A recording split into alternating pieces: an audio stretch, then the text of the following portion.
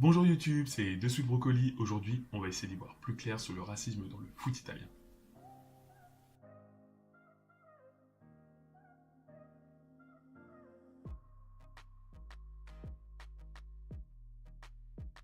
De 2015 à 2017, 80 joueurs noirs ont fait l'objet de signalements pour insultes raciales dans le football professionnel italien.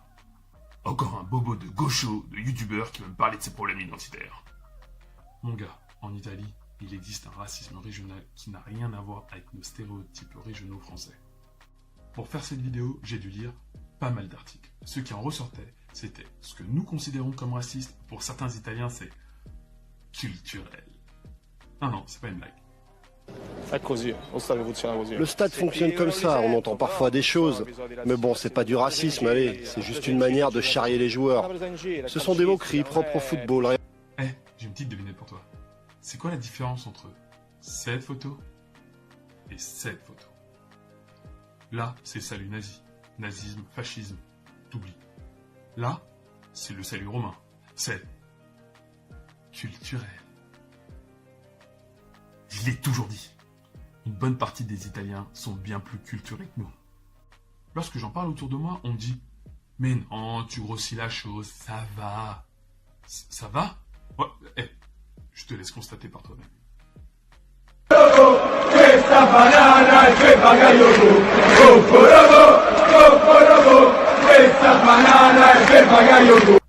Ce qui est assez bizarre, c'est que l'UEFA, ils ont bien établi une grille des sanctions contre le racisme. Rarement appliquée, très légère à mon goût, assez étrange. Mais branle quoi, les technocrates du foot italien? Voilà. T'en poses des bonnes questions maintenant.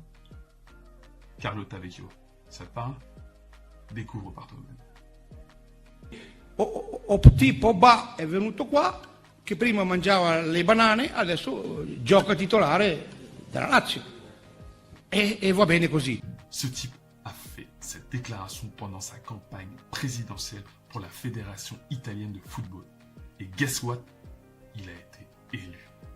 Je te rassure, l'UEFA l'a sanctionné pendant 6 mois.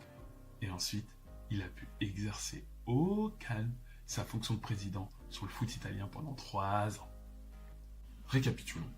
Ce qui est pour nous du racisme, pour certains groupes de supporters, c'est de la culture, une grille des sanctions difficiles à mettre en application, un président de fédération qui baignait dans cette culture jusqu'en novembre 2017. Ok, voyons voir si la lutte contre la corruption a autant de chance. À côté de ça, t'as les affaires de corruption. Calciopoli, 2006. Pour faire simple, le directeur général de la Juventus donnait des instructions aux chargés d'arbitre pour mettre tel ou tel arbitre à tel ou tel match. Ça va.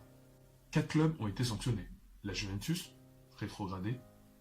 La Fiorentina, le Milan AC et la Lazio de Rome ont perdu 30 points sur leur championnat. Et en plus de ça, pour le championnat suivant, tous ces clubs-là ont commencé avec des points en moins. 1980, l'affaire Totonero, alias les Paris Noirs. Pour faire simple, c'est un peu comme du Karabatic. Les joueurs, les entraîneurs et les dirigeants ont parié sur la victoire, le nul ou la défaite de leur club, et comme par hasard, ça arrivait. Sanction, la Lazio de Rome et le Milan AC rétrogradés. En gros, quand ils veulent, ils savent sanctionner en Italie, hein. Pas de problème. Maintenant, ça serait de savoir pourquoi ils luttent plus contre la corruption que contre le racisme. Et à mon avis, c'est une question d'argent. Afin de t'aider à mieux comprendre mon raisonnement, voici en moyenne le dispatch des recettes des clubs italiens.